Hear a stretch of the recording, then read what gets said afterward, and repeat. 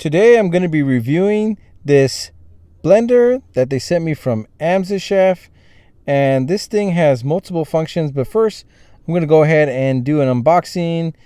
This thing is pretty sturdy.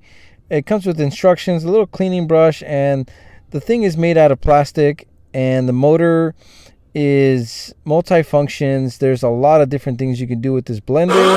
Pretty amazing. You can do ice cream, ice crushing, salsa. So for today's video, I'm going to keep it pretty simple and make a salsa. So I'm going to go ahead and get some chile de arbol and a couple guajillos and just start toasting them up. Then I'm going to get about 13 tomatillos, a garlic, and toast these up till they're like this, and make sure you don't overcook them. You'll know if water starts coming out. Okay, so these are done. I'm going to go ahead and start throwing them all in my blender. And we were making dinner, so I figured might as well use the juicer and give it a good review. So I'm going to go ahead and put all the tomatillos first, and then put the chiles inside. And the guajillos are de-seeded, by the way. The chile arbol, you don't have to do that.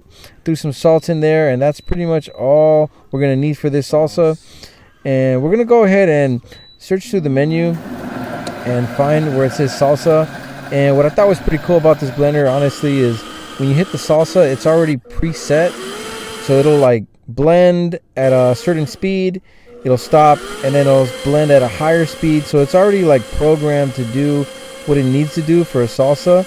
So that's awesome.